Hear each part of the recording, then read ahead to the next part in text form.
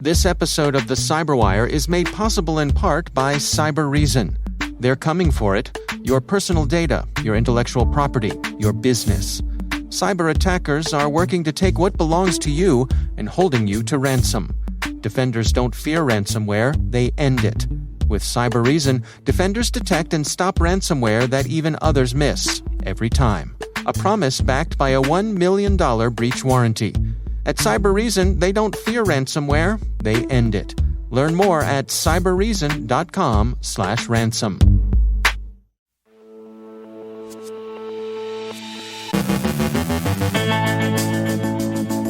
Notes on rising international tension in Eastern Europe, a watering hole campaign in Hong Kong. The U.S. and the EU have joined the Paris call.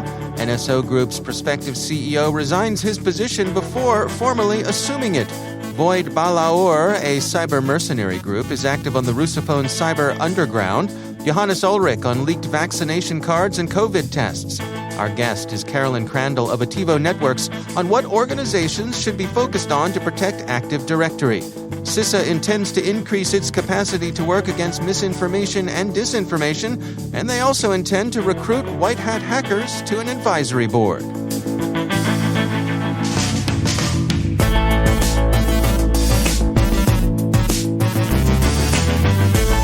From the CyberWire studios at Data Tribe, I'm Dave Bittner with your CyberWire summary for Friday, November 12th, 2021.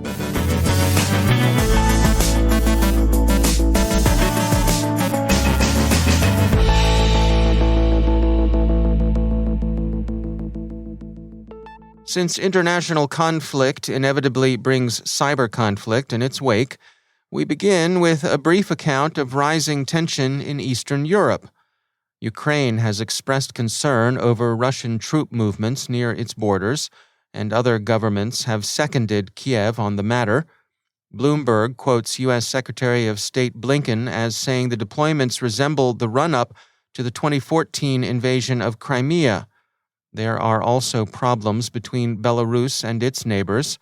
Minsk's push of migrants over the Polish, Latvian, and Lithuanian borders, which foreign policy calls exporting instability, and Belarusian President Lukashenko's threats to stop natural gas deliveries to the EU, should the EU sanction Belarus, according to the Washington Post, are additional sources of friction. According to the BBC, in The View from Warsaw, the Russian and Belarusian actions represent a campaign coordinated by Moscow. Bloomberg writes that the U.S. has warned the EU of the possibility of a Russian attack against Ukraine, but Russia's ambassador to the UN, according to the Military Times, says there will be no invasion unless Russia is provoked, and then cites alleged instances of provocation, which would seem to undercut peaceful reassurances. Expect cyber tensions to rise accordingly. Google's threat analysis group has outlined a watering hole campaign apparently designed by a well-resourced group, likely state-backed, exploiting a macOS zero-day to spy on Hong Kong democracy advocates.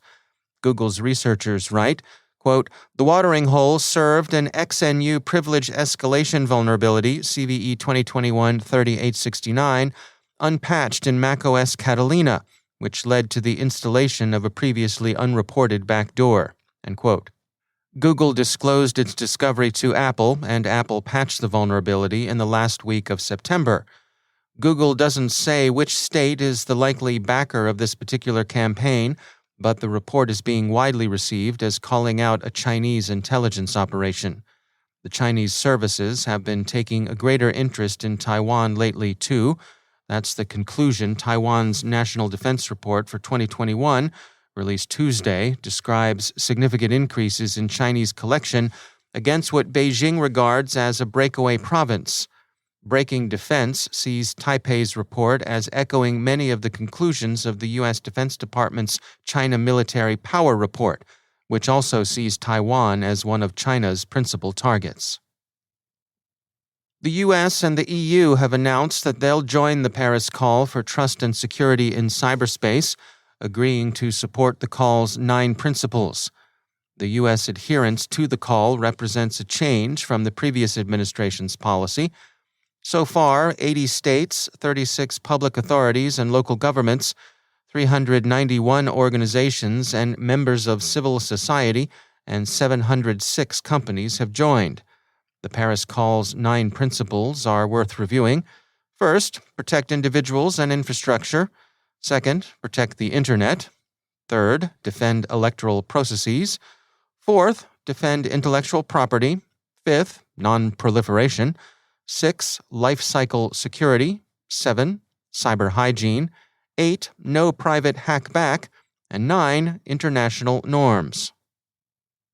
The CEO-designate of controversial intercept vendor NSO Group has stepped down before formally assuming leadership of the company, Reuters reports.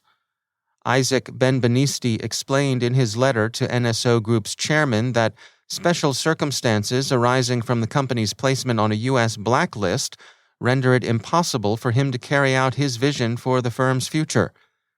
NSO Group has been controversial in many countries, and its position as a prominent vendor of readily abused surveillance tools has become an embarrassment to the Israeli government.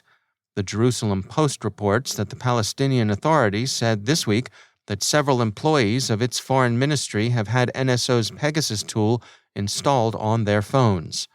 The Israeli Defense Ministry, the Post says, declined to comment, and NSO Group said that it's not the operator of the products it sells.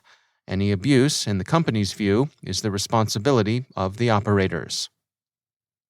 Trend Micro has published an extensive report on a cybermercenary operation it's calling Void Balaur, and whose activities the researchers say at first appeared to be associated with the GRU's APT-28, or Pawn Storm. On further review, however, they think it likelier to be linked to the mercenary group also known as Rocket Hack, which was itself described earlier this year. Void Balaur has been advertised in underground C2C markets since 2017 at least. As far as Trend Micro can tell, the group has an exclusively Russophone clientele. Quote, "To our knowledge, Void Balaur has never advertised in underground forums that were not Russian language oriented. However, there used to be a website on rockethack.me that was registered on February 21, 2018, and that was available on its bare IP address until at least December 2020. On the website, Void Balaur listed services such as hacking into mailboxes or flooding them with spam, distributed denial of service attacks, and flooding phone numbers in Commonwealth of Independent States or CIS countries only." End quote. For what it's worth, the criminal word of mouth about Void Balaur is pretty favorable. Quote, "The feedback that Void Balaur receives on underground forums is unanimously positive. Posters mention that the hacking service delivers the requested information on time, while others commented positively on the quality of the delivered information from mailboxes. Yet others posted about passport details they had requested." End quote. Void Balaur's offerings would be equally attractive to criminal gangs and espionage services. The latter, Trend Micro points out, would regard the cybermercenaries as strategic assets. Some developments at the U.S. Cybersecurity and Infrastructure Security Agency are worth mentioning. First, the agency continues to issue advisories on ICS security. CISA yesterday released 18 industrial control system advisories. Second, Director Easterly said that her agency intends to increase its capacity to work against disinformation and misinformation. The Hill reports that the move to expand that capacity is motivated by the experience of the 2020 U.S. election. And third, CISA intends to bring a set of white-hat hackers into a cybersecurity advisory board, which, according to the account in Roll Call, would not only serve as a source of advice, but would also help preclude the growth of an underground market for 0 days. And finally, some sad news for the cybersecurity industry. Alan Poller, founder of the SANS Institute and for many years a leader in the sector, passed away Tuesday at the age of 76. He's being especially remembered for his contributions to education in the field. Our condolences to his family, friends, and colleagues. His was a life well lived, and he will be missed.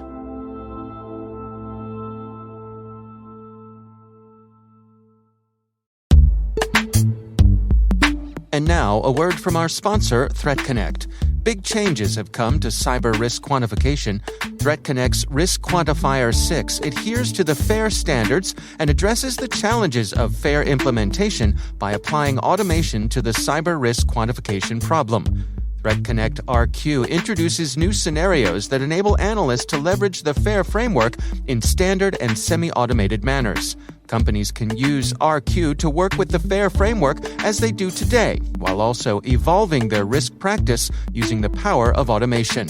RQ helps companies evolve and better adopt risk quantification across their organization. You can now scale your FAIR risk models to evolve your risk management program by leveraging your financial data, technical environment data using the RQ risk computation engine. The result? Meaningful reports for more informed and data-driven decisions with business stakeholders. Visit the Risk Threat Response Company at threatconnect.com to learn more. And we thank ThreatConnect for sponsoring our show.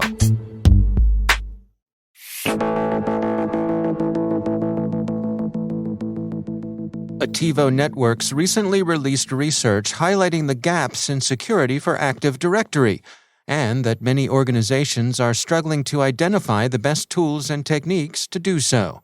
Carolyn Crandall is Chief Security Advocate and CMO at Attivo Networks. Active Directory, it's remarkable for it being the main directory services of most organizations. However, it's not often thought about. It's more relegated to kind of a plumbing maintenance. But what's been seen in so many major attacks today is that attackers are getting in and they're exploiting Active Directory. And because it really is the keys to the kingdom, they're then able to conduct these massive attacks and demand very large ransomware payments. And so what is happening is organizations are needing to rethink how they protect their Active Directory and try to find ways to kind of build that castle and remote around Active Directory, especially in today's distributed world. It's just now there's no longer a perimeter border. So now you've got to think about it as far as identities and how they'll access this resource and how to better protect it, given that that's how they'll be trying to exploit it and get in. So what are you and your colleagues there at Attivo tracking in terms of how folks are coming at Active Directory? So we track it on many fronts. We like to follow the attacker. And if you start at the endpoint, you look at the exposed credentials and how the attacker is able to find the attack paths and the access into Active Directory. And they're looking for everything from the credentials that may be left there so that they get privileged access. And then they're looking for other exposures and vulnerabilities to be able to get in so that they can take control. And once they are able to get control, then they're able to do things like download mass amounts of malware. They can reset security policies. They can do things to hide their tracks. They can delete backups. They can do all kinds of damaging things. And so once you hit that Active Directory level, you're looking at the visibility to those exposures, plus you're also looking at the live attack activity in order to see when those things such as a mass account change is being made or mass password changes or things like DC Shadow or DC Sync type of attacks or those favorite golden ticket type of attacks that can be quite deadly. And so you're really looking for that activity to be able to detect it before any real damages can be done. And how do users get insights onto that? I mean, what are your recommendations in terms of detection methods? Yeah, a lot has changed. I mean, before, a lot of people would be using, logs and other things to look for unusual behavior. But unfortunately, there's just not enough AD administrators and time, quite honestly, to do this in the manual way that's been done before. And so what you've seen in the last year is a lot of automation coming around automated Active Directory security assessments. And you can use tools for that. So there you can see visibility to vulnerabilities and also the exposures. So not just, are you patched, but also where those misconfigurations are there. And then there's also some really cool two levels of technology. One is to see if an attacker is trying to enumerate Active Directory. And then there's also cool concealment technology that's out today that actually hides the Active Directory objects from the attacker and then will misdirect them. And they do this by feeding it disinformation. And It's amazing because if the attacker's using their typical tools like, say, Bloodhound or Mimikatz, they're going to do their query. They're going to get the information back that they think they're supposed to get. And so they're going to take action, but it's really disinformation that can just steer them into a decoy. And here they kind of spill their beans, right? Now they get all the information collected on their TTPs and they get information so they can shut down that attack, but also get counterintelligence on how that attacker is attacking them. So it's super efficient. It throws off the real attackers. We see it all the time with pen testers, and the red teams come back and say, hey, I got into your Active Directory. And now, fortunately, the defenders are like, well, no, not really. Here's every step you took, from Right. 20 command sets in about what you're doing. So it's really fascinating technology. You want to know if somebody is in tampering with your Active Directory. And it's a really no excuse situation anymore, right? If it is your crown jewels and it can change and cause such damaging harm to your organization that whether it's driven by compliance or insurance policies, things are going to get tighter, and not protecting your Active Directory could be seen as negligent behavior. And so we know it's coming in 2022, a lot of changes around it. So I definitely encourage businesses to get ready for it and to change their security architectures. It's not hard to do, not expensive to do either, but get ready for the things that are going to be expected around Active Directory protection, because it's just not acceptable not to protect that valuable of a resource anymore. That's Carolyn Crandall from Attivo Networks.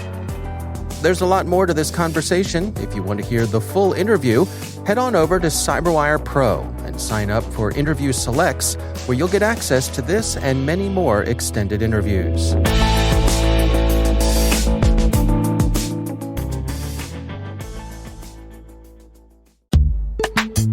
And now, a word from our sponsor, KnowBe4.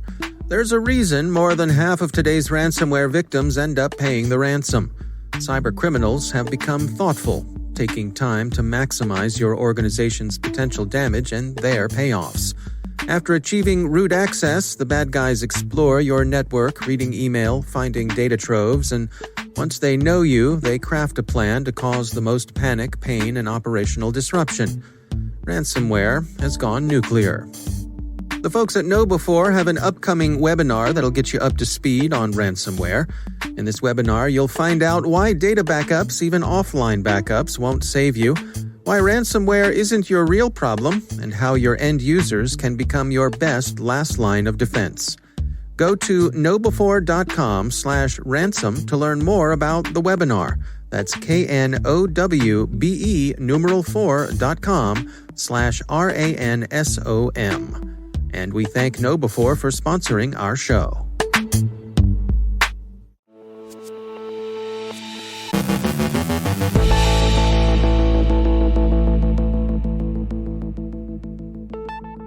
And joining me once again is Johannes Ullrich. He is the Dean of Research at the SANS Technology Institute, and also the host of the ISC Stormcast podcast, which I must admit is my second favorite daily cybersecurity podcast, for obvious reasons. Johannes, it's always great to have you back. I wanted to touch base today about vaccination cards and COVID tests. I recently went in and got my booster shot, and I felt really good about that. But one of the things that struck me is that there's nothing particularly secure about these cards that they're handing out these days. Yeah, and that's part of the problem. So, fake cards, but in order to get a fake card or create a fake card, you need some information that looks legitimate. Like, for example, the lot number of the vaccine should be one that actually has been used in a particular area. That can sort of be used to identify fake cards. What happens, sadly, more and more is these cards leaking. Now, initially, we have seen people posting them on social media. But with some of the regulations, for example, around travel, your airline or even a travel agent or someone that arranges travel for you, a hotel, may ask you to provide them with a copy of the card. And what easier to do than just send it to them in an email. And what we are seeing is these vaccination cards, but also COVID test results leaking more and more. And essentially all it takes is a decent Google query in order to find them. So that's one problem, that people just overshare a little bit. And I don't really want to just point to social media. It's also sending them as an email. For example, what we found is there are a bunch of these cards and vaccination results and test results on VirusTotal. VirusTotal, what a lot of people don't realize, makes essentially all the documents that you upload to them public. Now, you need paid access for the data to search it, but still, it's public. It's, after all, owned by Google. So Google is in the business of making data like this public and searchable. I think that's a really interesting point. I mean, do you have any insights into to what degree are things that we send around in email, attachments that go out via email, are bad actors scanning for that stuff actively? Yeah, what often happens is, in particular with email attachments like PDFs, and often in this case it is a PDF, that some organizations are essentially using scripts to upload these files to VirusTotal. It saves them buying all of these virus scanners themselves and then trusting VirusTotal's results, whether or not a file is malicious or not, which is on the surface not a bad idea, but inadvertently in sending these documents to VirusTotal, they're making them public. And yes, actually, COVID test results are probably one of the lesser issues here as far as confidential documents that are being uploaded.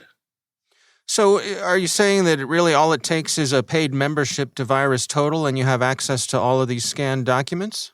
Correct. You have to find the right keyword to search for, and then it's essentially kind of like a Google search, but just against the database of documents uploaded to VirusTotal. So you definitely should be a little bit careful. And I don't want to take away from the value of VirusTotal. They provide a very valuable service. As an alternative, instead of uploading the document, you can also just query a hash of the document with VirusTotal to see if it was already uploaded and either found to be malicious or not malicious. So that's another option, not quite as good as uploading the actual document if you're trying to find malware, but probably a better compromise. Yeah, I mean, is this a situation where perhaps folks should be using different services or dare I say, paying for services to scan their email? Yeah, it's not that terribly hard to build your own little VirusTotal and not that terribly expensive necessarily, given that all you have to buy is a couple licenses for different virus scanners and maybe create a script, and probably you can even find one already exists that does these scans for you on-premise, on your systems. But it's old-fashioned, David, and nobody's doing anything on-premise anymore. We all send our data in the cloud and cross our fingers and hope for the best. Yes, I stand corrected, of course. All right, well, Johannes Ullrich, thanks for joining us. Thank you.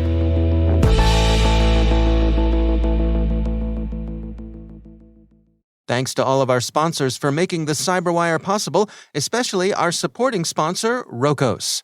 Companies with limited IT budgets can now get the same cybersecurity as big enterprises. Learn more at Rokos.com. That's ROQOS, Rokos.com.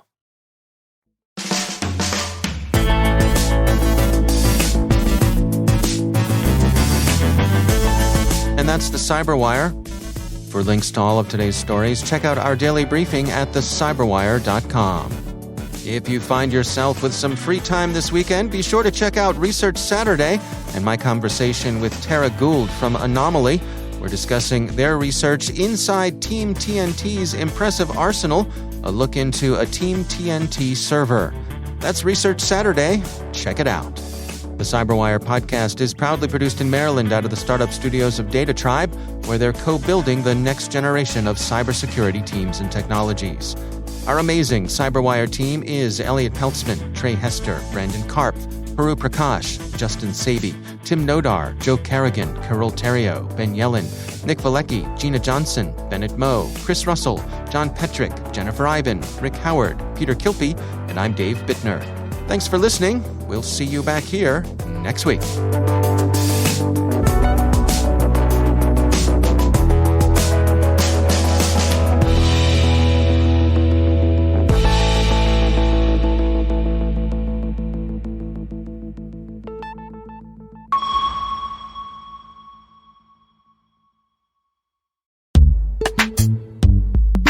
It's time to take a moment to tell you about our sponsor, Arctic Wolf.